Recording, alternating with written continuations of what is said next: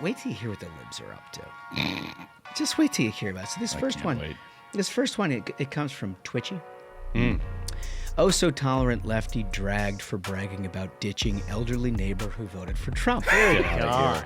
It could be a wonderful story of how life is bigger than politics. And I could overcome this thing. And although I don't see eye to eye with this person, when it comes to the election, I've invested so much time in building a personal relationship with somebody. There's something bigger than politics. But no. Yeah. It's the opposite. It's the opposite. I'm going to give up on all this stuff that I enjoy because this person voted differently than me. Unreal. They're just sick people. They are. Ladies and gentlemen, your attention, please. Just a catching strays over here. You're in for a hell of a show. Keep the faith, hold the line, and own the libs. It's time for our main event. Welcome back to the Ruthless Friday program. Good Tuesday to you. Josh Holmes along with Comfortably Smug, Michael, Duncan, John Ashbrook. Left to right across your radio dial. As always, it's Thanksgiving week, and we're here to get you all fired up. We have the big episode happening on Thursday, which we've done annually for the last 4 years. It is a can't-miss episode. But in this episode, we're seeking to sort of set the table a little bit. Yeah. Don't you think? I mean, there's a lot of news going on, all the picks that President Trump has been making. But it kind of feels like everyone's really looking forward to this Thanksgiving, especially our Thanksgiving episode. Yeah. Well, this is the time of the year after a presidential election where national news slows down just a touch. After you get through the picks of a cabinet and, all the outrage, everybody's sort of like reloading. They're trying to, if you're a lib, you're basically like crawling in a cave. Yeah.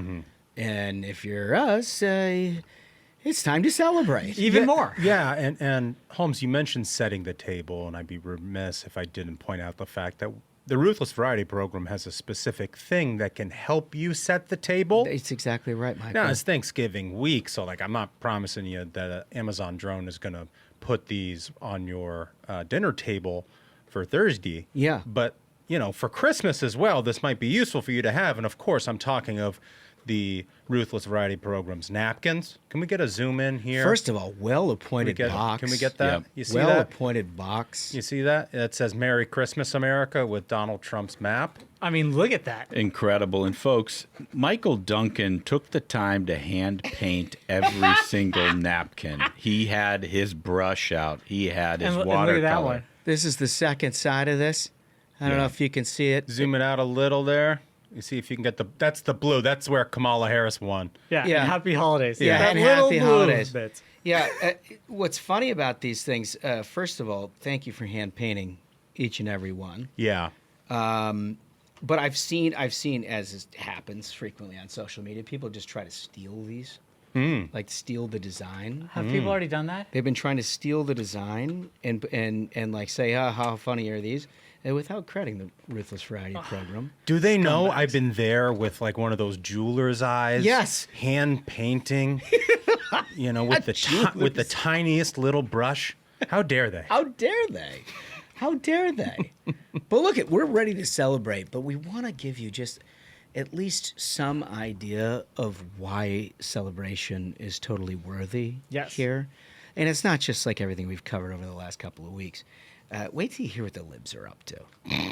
Just wait till you hear about it. So this first one, it comes from Twitchy. Oh, so tolerant lefty dragged for bragging about ditching elderly neighbor who voted for Trump. Good God. Listen to some of this. Nothing says joy, love, and tolerance like ditching your family or friends over who they voted for, especially for the holidays.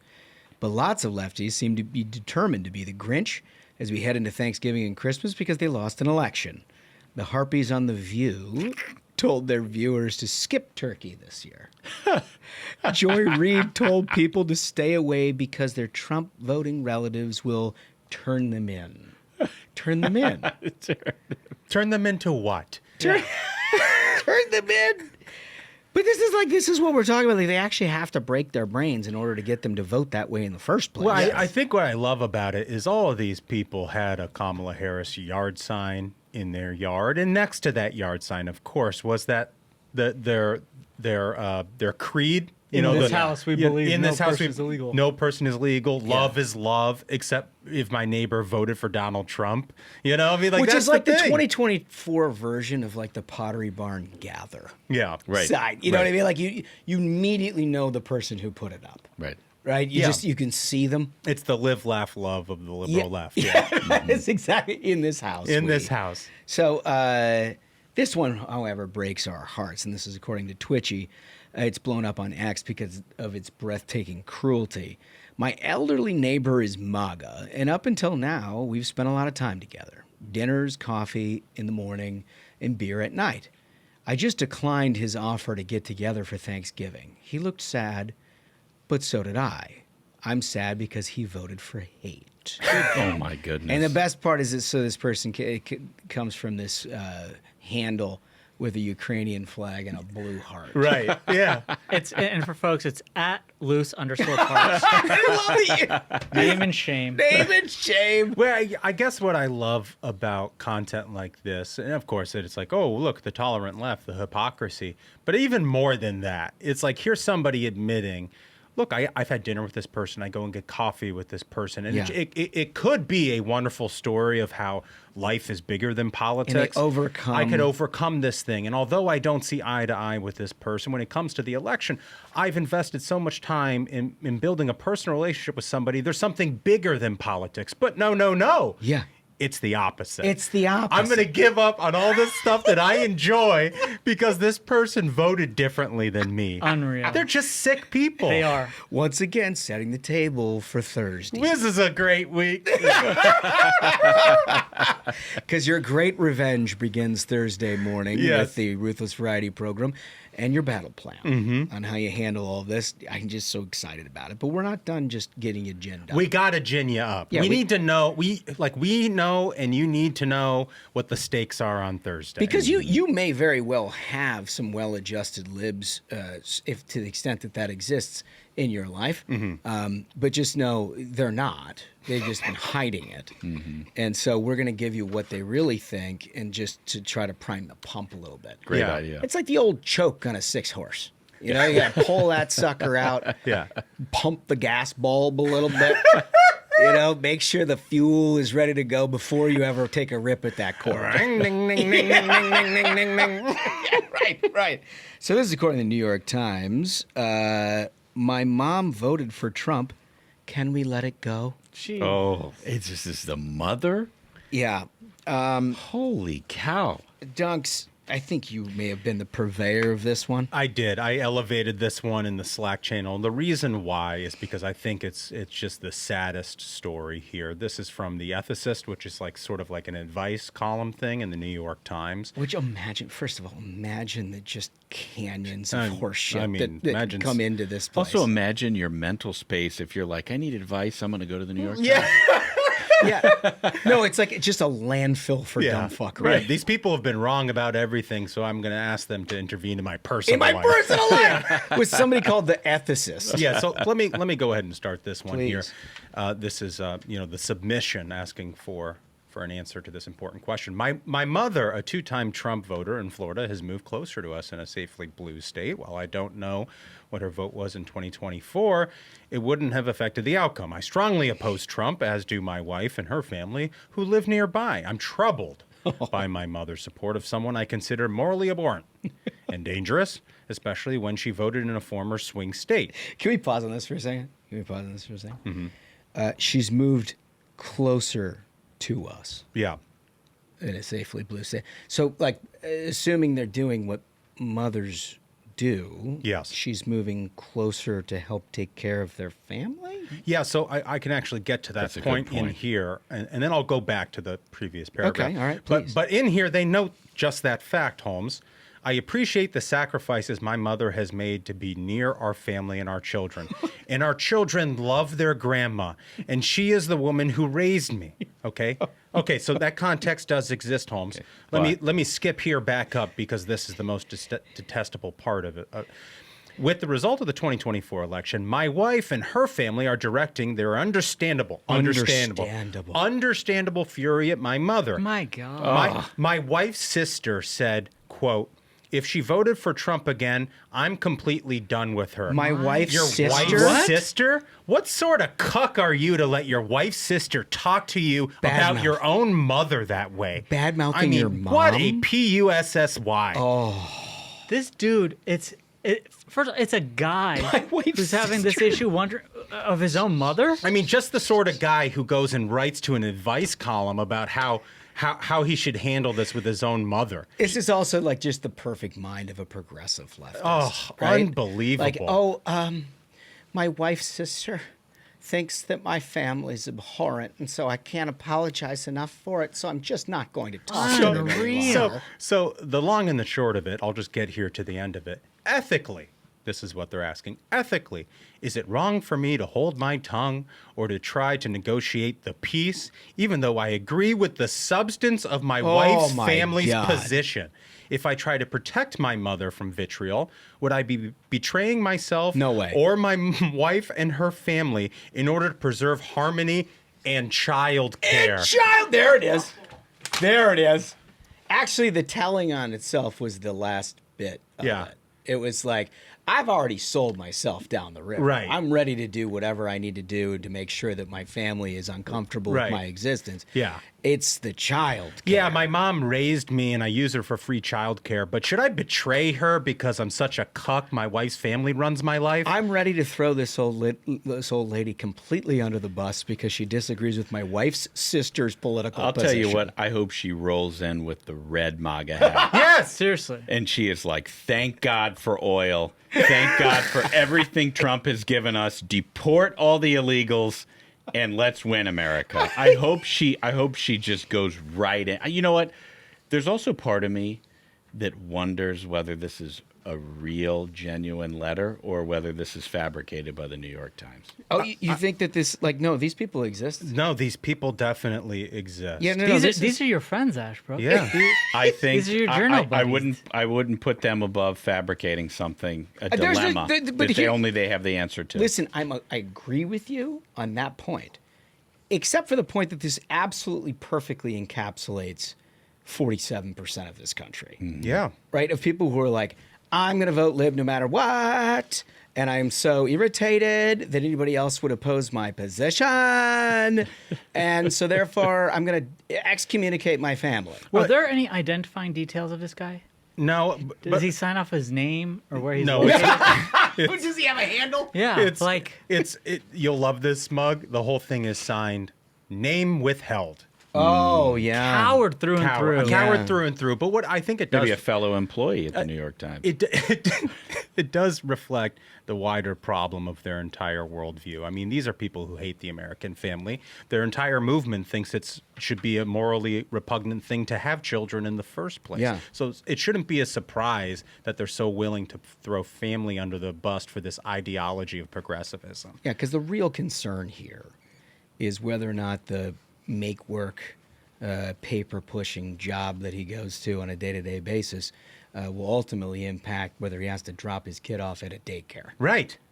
Right. Not that Right. not that his own mother is willing to sacrifice the tail end of her She life. moved? The tail end of her life isn't spent on some cruise in Alaska. Right. It's living near your ungrateful ass. What an I'll tell you one thing I'm sure of. Let it is- burn, folks. Let it burn. That's a good point. I'm sure Let it that sink in. this guy's wife's boyfriend doesn't care what her sister thinks politically. I'll guarantee that. Yeah. God, these people are the worst. I'm glad they're miserable. Also, I've never asked. Not particularly interested in the answer. All right, so last thing, the Blue Sky deal. Yes. Boys, we talked about this the last couple of episodes about how Blue Sky had a migration of literally broken brain libs. But if you've heard of this, and I would say 95 to 99% of the people listening to this program have absolutely no idea what we're talking about because you live in a well-adjusted world. But it turns out a whole bunch of people after the election were like, nope, the problem was X. Yeah. It's Elon Musk owning X. And so we're going to go to this place called Blue Sky, which is like the next generation of, what was the last one? So they had Mastodon, Yeah. and then they're like, "Oh, we're all going to Threads," the one that Facebook and Instagram had a spin-off where it's just Twitter, but they call it Threads. They're like, "Oh, we're all going to go to Threads now." that didn't catch on either. And so now they're like, oh, blue sky. This time we'll make it work. Yeah, they tried it with Mastodon, and all the normies corralled that social media service against a cliff and pointed spears at it until it fell over the cliff. Basically, yeah. And then they cut it up and ate it. Yeah. That's what happened to Mastodon. That's what will happen That was to Blue the end Sky. of it. Yeah, Yeah. a big bang, so to speak. So the Atlantic, not surprisingly, right? I mean, they were the ones that said all kinds of unspeakable things about your soon-to-be president of Guin, Donald Trump, in the waning days before the election. Now they've come up and said, the right has a blue sky problem. Oh, do we? And what they do is they cite a bunch of psychopaths that have migrated over from X, formerly Twitter, to Blue Sky. But my understanding is you've gotten your nose under the tent here. Yeah, so this guy on Twitter who's kind of funny, David Santa Carla, was like, I've gone over to Blue Sky and I'm harassing the libs there. I'm like, he's replying to them with pictures of like the map of all the counties that Trump won and like God bless him. electoral count of Trump's victories, and it's just like ruining their days. And I was inspired by him. I was like, okay, minions, let's all hop over to Blue Sky and just attack them where they are, right? Like, Yeah, it's we've conquered already. We've all won the election. Get in the boats like Vikings, and we will continue to attack them where they are. Well, it's like going to a zoo just full of your political opponents, and they can't leave. They can't leave. They made it. It's like fish in a barrel, because it's all just like broken brain people with these takes of like, I want everyone to know that this is 1933 Germany and Hitler has just won. And so like it's so easy to find people and just reply to them with like Trump won and a photo of Trump, and at least 2 to 3 hours of their day are now ruined and they're freaking out. Well, you got a good insight into where our psyche is going into Thanksgiving. Yeah. So we're going to have a whole lot of that. Our question is, what's the best example of liberal cope? Is it changing your social media profiles? Is it disowning your mother? Yeah. Is it like, what is it? You tell us. And when we get to that, we're going to get on the way back your answers to last Thursday's question right after this. This holiday season, millions of families across America will rely on credit card rewards to visit their loved ones. So why are D.C. politicians trying to pass a bill that would end credit card rewards, making it more expensive for families to be together? The Durbin-Marshall credit card bill is a big government handout to corporate megastores that makes them more money, but eliminates travel rewards for you. Tell Congress to guard your card, because Americans lose when politicians choose. Learn more at guardyourcard.com. Okay, so welcome back to the Ruthless Variety Program. As always, what we like to do is read responses from our question of the day. And where we left you last Thursday was the question of, what should Donald Trump do to prevent the Democratic sabotage The sabotage. of his administration, much as though they did in 2017? I think Republicans are a little better prepared for it this time around, but there's nevertheless, the attempts continue. So we asked the question, and you provided some terrific answers. You have to remember, you got to like and subscribe to get that done. So thank you for doing that, and the hundreds of thousands of you that are now interested in listening to the program. We appreciate it very much. And we start with The Voice. And as you said, we always say, like and subscribe if you wish to opine. That's right. And Sharon Penley has opined today. Sharon writes, in answer to your question, what should Trump do on day one to stop the sabotage? Order the retention and surrender of all records, correspondence, communications, documents, and the surrender of all government communications devices, computers and computer storage devices, under penalty of law. Sharon does not mess around, and I think she's onto something. That's right. She And is. specifically on this point, Sharon is so correct, because I believe it was Chip Roy from Texas who a couple of weeks ago, right after Trump won, sent out this tweet that got my attention, and I made sure a lot of people were aware of this. Members of Congress can put in a request for like specific departments and stuff to retain all records. None of it should be shredded, And that's step one of accountability. So Sharon is dead on. Well, it's part of the Presidential Records Act. It turns out it's illegal for them to do that, but hardly anybody ever enforces it. So to Sharon's great point, it should all be available to the American public and the Trump administration. Yeah, and I would point out that there's a couple of FBI agents who got a settlement for the government while talking on their devices about how they're going to stop Donald Trump to be president. Ridiculous. And, that's the sort of stuff I would love Also, to be weren't they retained. doing, there's some tomfoolery. A little hanky-panky. There was tomfoolery. Yeah, well, We won't have it. that's what they do. We won't have it, the tomfoolery and shenanigan. None of it welcome in a new administration. Okay, what do we got, Dunks? This is from Eric Johnson.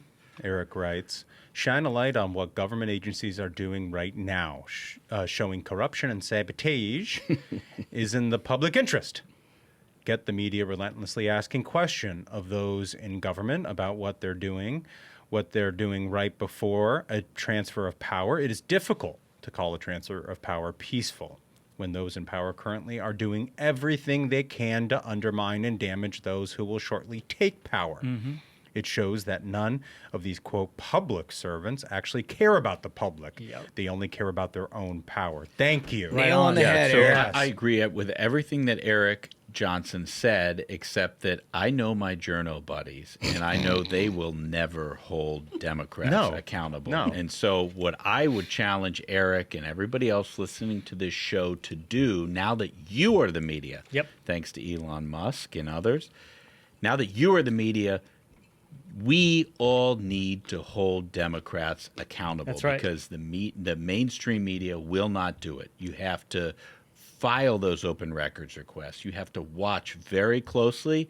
You publish it, and then we'll have justice. Bring it Right here on. to the Ruthless Variety program. Right. We'll provide you a platform. That's exactly My right. buddy in Arizona figured that out with the cop tape. Right. That was good. I feel like Ruthless should have its own legal arm that, We should. that does FOIA requests. Wouldn't that be good? And whatnot. That Not a would bad be. idea. All right, Smug, what do we got? This comment comes from Tad Schroeder.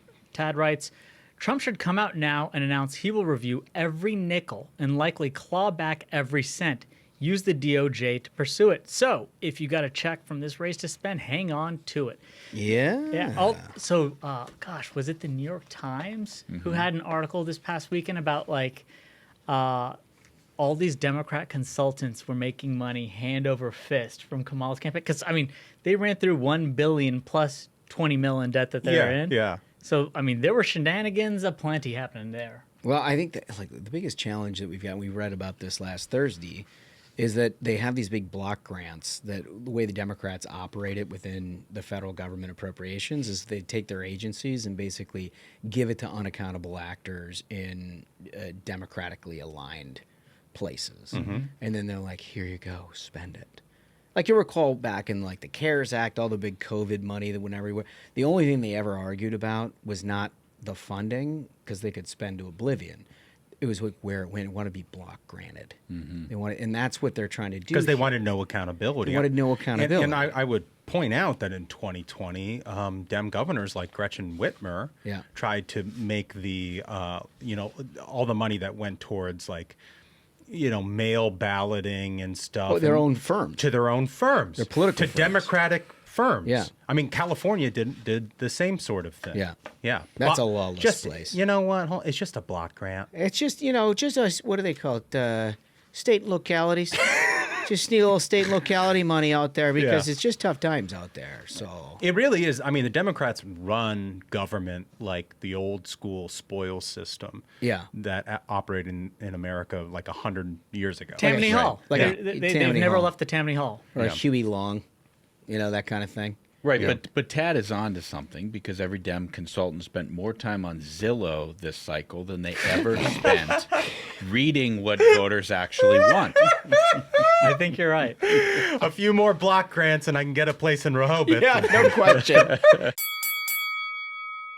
All right, so I just got to point out that my friends at Americans for Prosperity made a huge difference this year. AFP volunteers made millions of voter contacts, which is absolutely mind-blowing. They are the largest, most effective ground game operation in the country to defend and advance the conservative movement. But now that the election is behind us, the hard work of turning electoral victory into policy wins begins. And the grassroots army with Americans for Prosperity will again be in the thick of it. We have an incredible opportunity next year to get the country back on track, but it means we're all going to have to roll up our sleeves and get to work. If you're ready to join a winning team making a difference across the country, check out my friends at AFP, and you can learn more at americansforprosperity.org. All right, you guys ready for some variety? Yes. Always. This one is going to set the program on fire. This is a spaghetti special. I know what he's doing, but here goes. This is according to the New York Post. Dead horse, cows found on Italian business owner's property in apparent mob move. Oh, my Barbarity, it says. So, I can start right now. okay, that's what I was hoping. We're not even going to read it. You want to know how it was a mob move? Yeah. Keyword, Italian business owner. Okay. I already know this story. He's like, I'm just a respectable man in waste management. Okay. Hey, the endless meat sauce at Olive Garden has to come from somewhere. It Smug. sure does. It sure does, although it's not franchised. Oh, my God. Not franchise. Not That's franchised, right. as one of our friends used to remind us. Someone's got beef, according to the New York Post. Nice. Butchered animals left on the property of a Sicilian businessman. There you go. Gave an intimidated message straight out of The Godfather. A horse's head was placed inside a digger owned by a well-known construction contractor in Altofonte. Yep. Oh, geez, this is getting worse all the time, fella. Near the Sicilian capital of Palermo last week, according to reports, a butchered cow along with its dead calf were also found on the site. Police are investigating this disturbing incident as a mafia intimidation tactic, and they believe the victim may have been targeted after being made an offer he dared to refuse, such as paying protection money or following mob orders. Paper is poetry. Wait, so listen, they're upset. They kind of had it coming. Yeah. I mean, it's a hell of a way to be like, try the veal, you know? Like, he really meant it. I mean, I just think at this point in the year 2024, if you live in Sicily, Yeah, you're just you're just calling it. it's like, well, I'm just saying, it's like, it's this sort of news is like a, dog bites man Yeah, situation. fair enough. It's like mafia doing things is sort of, that's that sunk cost when you live in a place like Sicily. Yeah, well, you're like, oh my God, there's organized crime here. I'm shocked. Holy cats! There's gambling at Rick's. That's unbelievable. It's like, at first I actually thought this was in the U.S. I was like, it's going to say it's New Jersey or like Staten Island, because you always see the Italians and they got their problems in those areas too. You see that got happen. their problems. Yeah, it's always the Italians. You hear the story. Oh God, it's happening in New Jersey. We all know who's responsible for this. Hold on, this is the kicker. You wanted the kicker? This Always. is just so good. The construction and garbage industries remain two of the most prominent businesses Come in on. Sicily. It's still plagued by mob activity, according to the anti-mafia investigation. Here. God bless his paper. Can I ask just an Italian question, Spaghettis? Feel free to speak of it. For Thanksgiving, you don't do turkey, do you? Do you do like a lasagna? Maybe a turkey tetrazzini. What do you do? You caught me. Turkey lasagna. A turkey lasagna. But it's got to be pasta based at some level. Yes, sir. And you throw some marinara on top of that. Absolutely. So I've Okay. actually been to an Italian Thanksgiving. They have like a You were sausage invited? that's like a spiral. Oh my God, it was Spiral sausage. yeah. It was in Brooklyn. I'm happy I was able to leave with a cannoli instead of a gun to my head. Why are we so mean to the Italians? But a happy Thanksgiving to all the Yeah. Italians, nevertheless. Yeah, you made it another year. Enjoy the ziti. Salute to those who didn't. Okay, we got a great interview coming up. This guy has been such a friend of the program. We love him to death. Mike Sommers, CEO of API. Well, we welcome our old friend. Somebody that you're all familiar with. You've heard him on the Ruthless Variety program several times, but more importantly, an old friend going back a long ways. And he's doing a lot of incredibly important work, and I might add, maybe one of the happiest men in all of Washington, D.C. these days. Mike Sommers, CEO of API. How are you, sir? Great to be with you for the third time, Josh. Yeah, third time. Well, it feels like it should be more than that. I feel like we've maybe dropped the ball on that.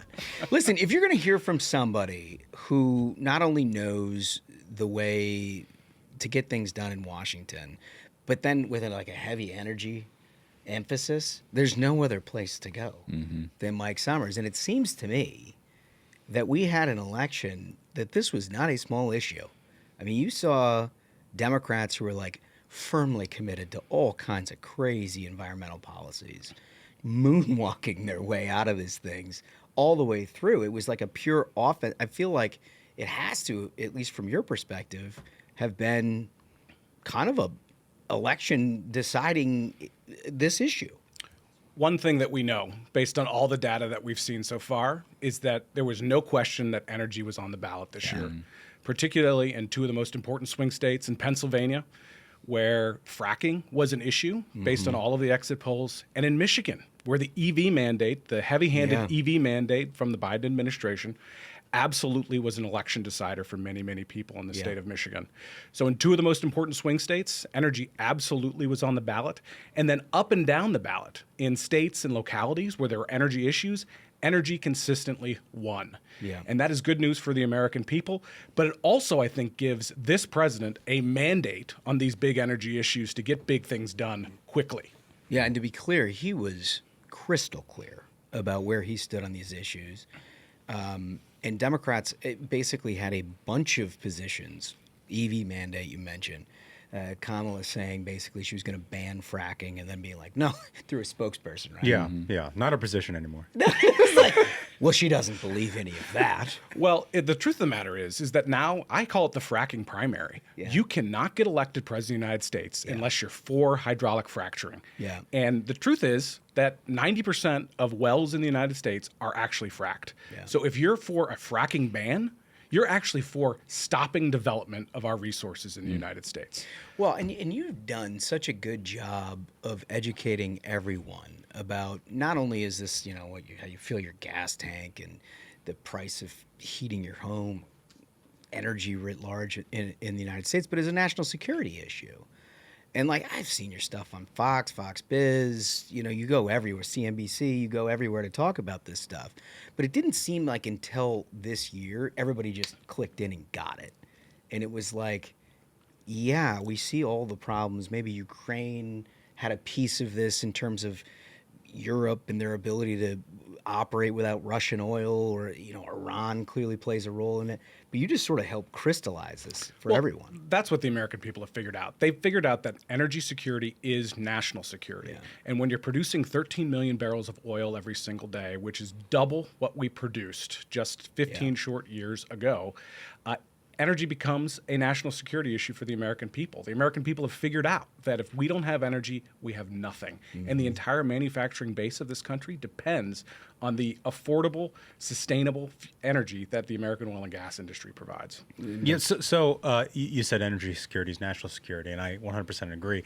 There was one guy in that presidential primary that the Republicans had in 2024 that said that quite frequently, and his name is Doug Burgum. Yeah. And, he's not only going to be Interior Secretary, but also sort of an energy czar for the Trump administration.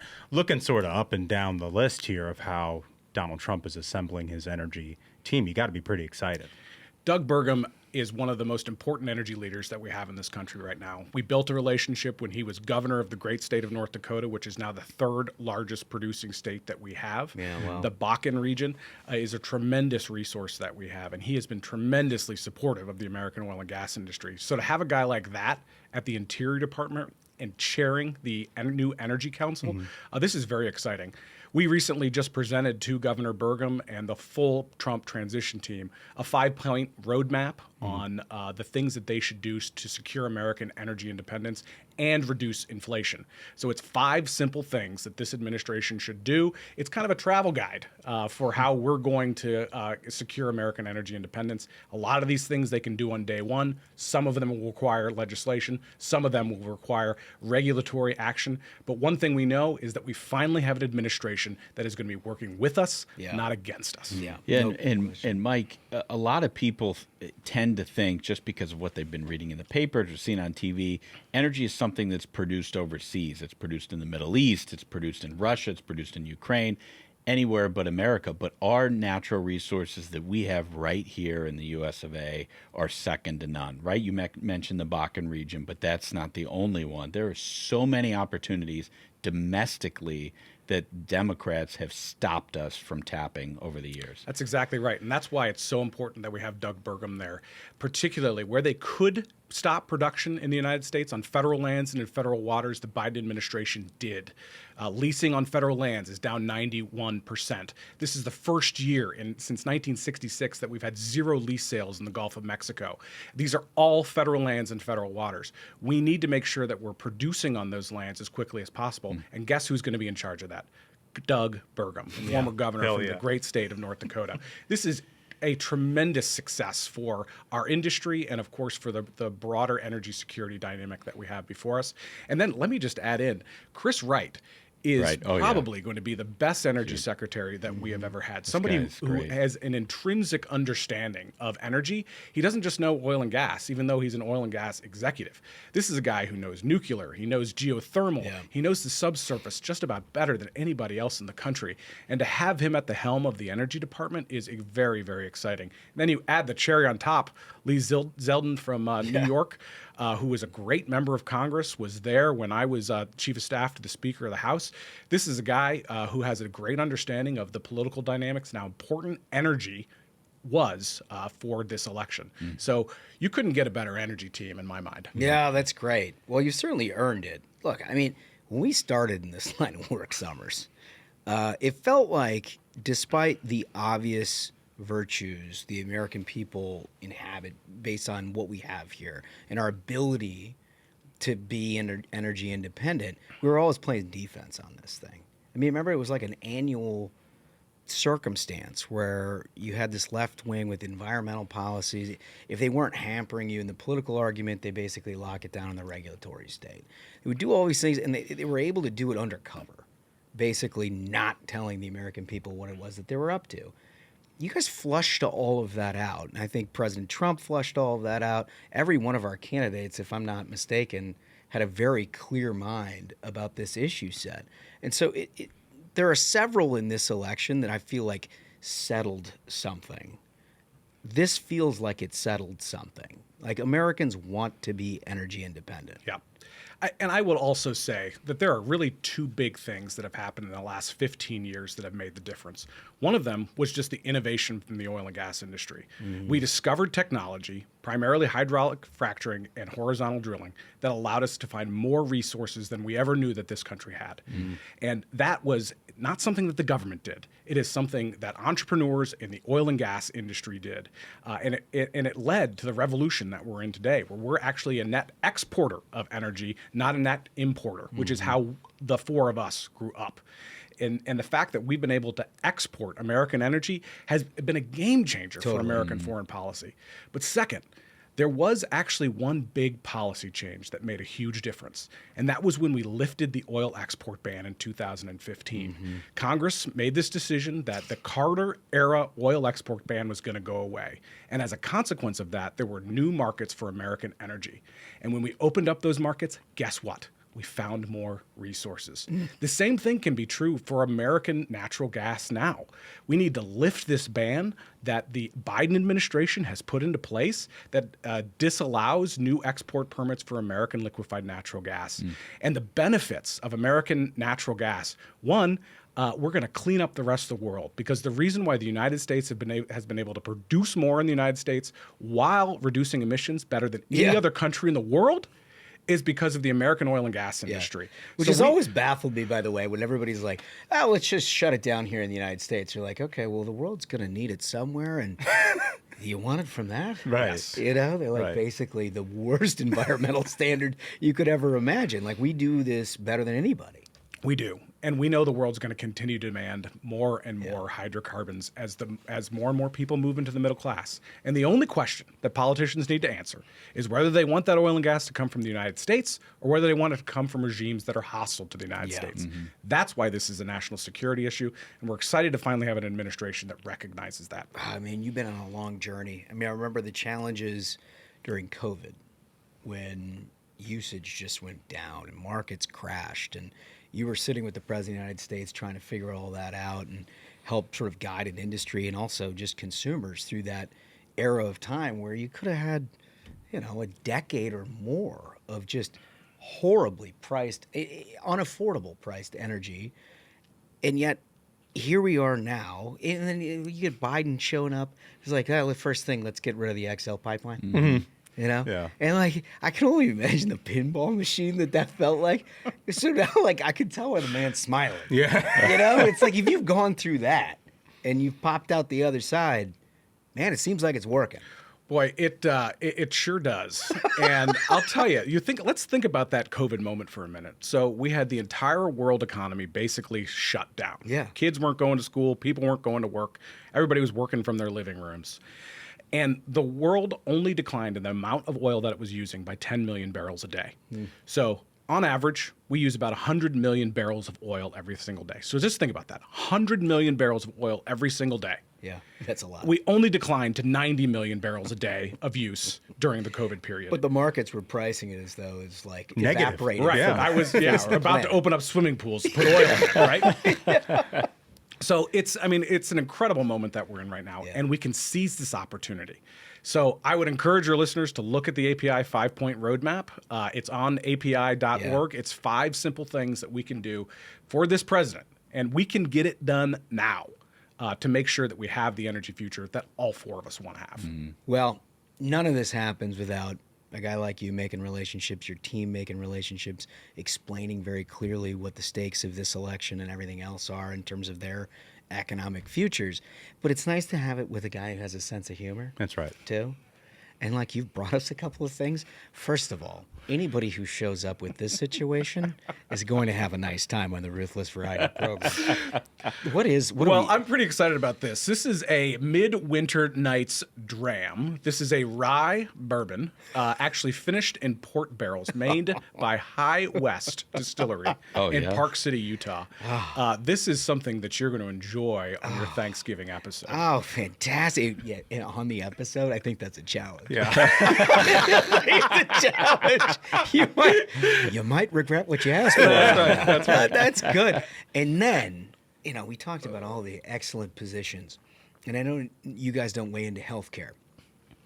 So the appointment of Bobby Kennedy at RFK, he had some controversial things back in the day. To say about your industry. But President Trump, I think, was very clearly demonstrating what he's going to do and not going to do. And you've had some T-shirts. We've had some T-shirts made. So Bobby Kennedy was at the election night party. And President Trump looked at him during his acceptance speech and said, "Stay away from the liquid gold, Bobby." And so I had some T-shirts made for you guys that demonstrate the importance of our industry during this important moment in American history. Only Trump can deliver a line like that. Oh, so good. I'm going to wear this on Thanksgiving. We might have to put them in the Ruthless merch store. You're right. It's so good. It's so good. So listen, I think you're looking around, and first of all, I can just say as an aside, there's not a trade association anywhere close to politics on a federal level that doesn't actually just go and try to take notes from what these guys have done, because it's about relationships, about clear communication. It's about making sure that members understand that they're going to have to invest in order to get people's attention on things. You've done this better than anybody. You've sort of become, I'm saying it. He's not saying it. He's kind of become like the king of the trade association world. Kind of a around big here. deal. This is Because true. I hear from This is all of true. his peers, and they're all like, how does this guy keep doing it? Yeah. And I'm like, well, have you spent any time around him? Like, first of all, impossible to hate him. Right. You know? Well, there are some people that would argue with that. I've tried. He was, by way of background, Sommers was in the House leading the Speaker's office. I was in the Senate Majority Leader's office. Like, it's not supposed to get along. But we did. We had a historically good relationship. Historically good relationship. But I think you have an idea for a new T-shirt, the King of Trade Associations. That's it. The King of Trade Association. Let's get the API people to print some stuff up. You can clearly turn these around quickly. So tell me, like, what's the Thanksgiving table going to look like? So I'm pretty excited. Yeah. This is the first year where it's just going to be the 5 immediate Sommers family members. My 3 kids are all coming home. Got one in L.A. who's coming back Is anybody on Wednesday bringing home morning. a stray significant other? No. Okay. No. Okay, So this so- might be the last year where it's just the 5 of us. So we're pretty excited about that. I'm going to smoke a turkey on the big green egg. Yes. I bought myself a bottle of Midwinter Night's Yes. Dram. And we're going to have a great party. And you should start that early, too. We'll give you instructions on Thursday. I'll tell you, my day, usually, we start Thanksgiving on Wednesday. Yes. And I smoke a brisket on Wednesday. That's the first thing I do. So that smoker's And going. it's going. Never It's really going cools for- down. It never does. Just keeps my it even house. 225 all the way through the week. It's like My a kiln. house. That's right. It's like a kiln. And you know what? I spend the day on Wednesday. I call old friends Yeah? and Tell them thank how them. thankful? I'm grateful for all What a the great old tradition. friends. So it's a great tradition. I build a fire outside, and I smoke some brisket and then a bird the next day. Wow. Imagine you get just overserved on bourbon, smoking a bird, and then calling old friends. I love you, man.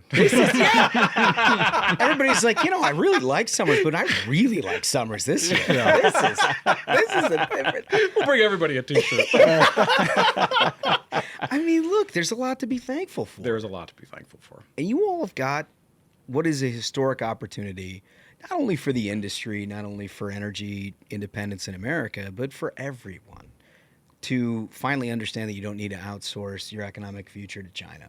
You don't need to rely on hostile countries in order for Americans to experience the everyday things that we had known and become accustomed to over the last 40 years. And it felt like that was slipping away for a long time. And it's back. Well, let's have a moment for the folks that were elected to the United States Senate, too. Yeah. Dave McCormick from the fracking state Yeah. of the great Pennsylvania. is Ran gonna on this issue. He did. And is going to be a tremendous ally to this industry. Jim Justice from the state of West Virginia, Yeah. an energy-dependent state. It's going to be a reliable vote for energy for many, many years. And then Bernie Moreno from the state of Ohio, Yeah. another energy-dependent state. This is a guy who replaced Sherrod Brown, who never voted with us on one little thing. Yeah. And now we have an energy champion in Bernie Moreno.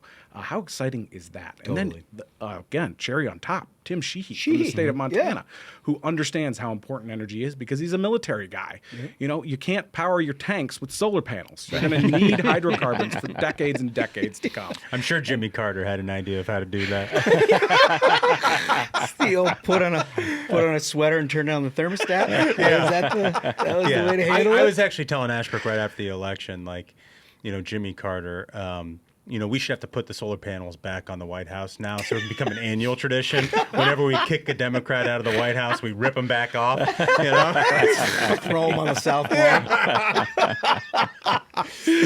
Well, here's the thing. One thing that we recognize that the other side doesn't recognize is that we're going to need a lot more energy into the future. In fact, Goldman Sachs suggests we're going to need 50% more energy in the next 10 years than we use currently today. So we're going to need it all. We're going to need a lot of oil and gas, and we're going to need a lot of alternative energies, too. I was reliably told you just plug something into a socket. And That's where it comes from? Yeah, Yeah, the socket. that's right. If the I was socket specifically doesn't- told. Yeah. No. But we're going to need it all. And that's the future, is we need a permitting bill that actually supports all sorts of energies because this AI revolution is here, and it is only going to be draining our resources more. So we're going to need more. Yeah. Talk to me a minute about that. Yeah. So, I mean, the key is, a lot of people talk about, well, I'm for all of the above energy. But what they say when they actually mean that is they actually want none of the below. Yeah. And again, we're going to need it all. So this AI revolution, have you driven through Loudoun County, Virginia recently? Yes, the data Every servers. exit, the data servers out there, Yeah. it is going to require a lot of energy into the future. And energy prices are going up. So while there's been a slight downward tick on gasoline prices now, energy prices, power prices are going through the roof. If you haven't looked at your power bill recently, you should. And the reason they're doing that is all of these new commitments that the utilities are making to green the grid. That sometimes makes sense. But when you're in a state that gets really cold or really hot, you're going to need a lot of natural gas to. Turns to out, back like it up. wind farms in places that don't have wind, are not great, or like solar panels in places where the sun's not out is not great. So you So have you to need be able like to a build supplementary. And natural gas is almost always that right option. So in order to build these high-powered transmission lines all over the country, if we're going to have that build-out, you're going to need a permitting bill that gets through the United States Congress in 2025. We have to get it done. That means pipelines. That means high-powered transmission lines. This is about the future of our country. And if we don't get it right, this country is not going to continue to thrive and succeed. And that's why I'm so excited about a new administration and a new energy council led by Doug Burgum and Chris Wright that actually understand how important energy is going to be to the American future. You're telling me Mayor Pete didn't understand it? I mean, he spent $7.5 billion to build 8 stations for EVs Did around those the country. even show up? I was like, it might be like I one think or they two. installed one of them. Did they? Yeah. Yeah. I think it's in our garage actually, down in our parking garage, and it's coned off. Right. Well, we one- just get enough. It's the Nobody best uses parking it. spot. Even in Washington D.C., nobody uses the electric charging. Well, you just get, spots. it's the holidays, so we're all using them. You get an extension cord, and then you plug an extension cord into the extension cord. Sooner or later, then we have a whole grid just off one of those chargers. I'm sure. Josh, as somebody who's worked in Kentucky politics, and the two of you as well, you remember Thomas Massey, still Sure. a member of Congress. I one time saw Thomas Massey driving down the road, and he drives a Tesla.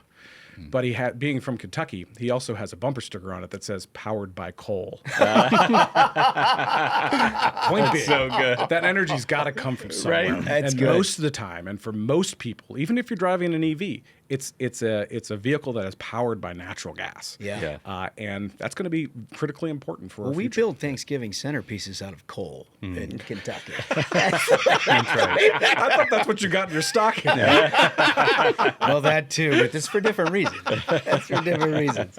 Listen, you are the man. I can't thank you enough. First of all, huge friend of the program. You've been huge for us.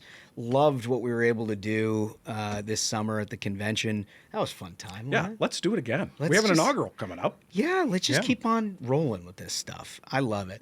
And this is incredibly important work. We like to laugh and have a good time, but I really mean it. There is no better advocate for American consumers in the energy space or anywhere than this guy, Mike Sommers. Thank you so much for being here, pal. Thanks, guys. Great to be with you. Stay ruthless. Great to see you. Man, I just love that guy, and it is so easy to see why he has become the most influential voice in Washington trade association world. Yeah, it's not hard to figure out. Look, for those of you who are not aware of how this works, every business in the country of significance that has problems before the federal government is a member of some trade association in D.C., and they really range from effective and good and big and substantial, and you get a seat at the table. You can actually advocate for things that are happening, and with an understanding that maybe people are not in the world of work that they're in can get some insight out of. But like, you get a guy like this, and you can see the huge chasm that are between what is good and what is like that. And this is a guy, we went through this on the interview. Like, he's seen his industry through some of the most tumultuous times in the history of their industry and popped out the other side here in November of 2024, like with exactly the hand of cards that you would have wanted 5 years ago before all their problems started. I mean, that it just tells you it's a relationship game. It's like you've got to figure out how to make the best case. He also has the best argument. Yeah. Which I think helps a lot. But even if you have a really good argument, if you don't have the people who are capable of making it to the right places, you come up snake eyes. Yeah, it's definitely easier to make that argument when, like, your industry powers the entire American economy, is critical to our national security, and supports millions of jobs in all of these places. It's true, you know what I mean? But as I was saying in the interview, like, 10 years ago, 15 years ago, I remember being on Capitol Hill. It was nothing but defense out of those guys. Right, right. They were like nothing but like, oh, how do you levy another tax on this industry or stop another place from being opened up for exploration? And like, they're just playing a different game now. Yeah, I mean, if you work in the Permian, or the Marcellus Shale, or Bakken, you should be very glad there's people like Mike Sommers in this town fighting for you. Yeah, no question about it. Really, just outstanding. So, listen, we always ask our question. Our question was, what's the best example of lib cope that you've seen? Yeah. This is a very funny deal. Do not hesitate. Like, write 2. Yeah. Because, I mean, I have like 7 that I'd love to share. We've read a couple at the top of our show. It'll give you a little idea, but you've seen family members who've like gone dark, and like, just tell us about it. Yeah. Because that'll help prime the pump for Thursday's That's right. episode. So get in on that. Got to like and subscribe to the YouTube channel. Check out our merch while you're at it, including those incredible napkins that we showed you earlier. One thing real quick is Smug has said if we got to 100,000 subscribers on YouTube, he would take the Southwest cruise. Wait, is that a real thing? He said that. He's nodding so his I head. guess Southwest has announced that they're doing a cruise. So it's 2 of the most disgusting things possible. Southwest and a cruise. But if it gets us to 100K, I'm willing to do it. What a selfless act. I think it's only fair if he's willing to do that and to generate content that the variety program helps underwrite some of that cost. Yes. And send a camera to boot. Yeah. Yeah, no, as long as I can send spaghetti what'll be a delightful few days. And maybe all of our children as well. So he can get the full experience. Uncle Smug. I was saying I'd be happy to. It'll be dessert for every meal, and I'll send them back with as much sugar and cappuccinos as possible. It's nice for children to know hardship.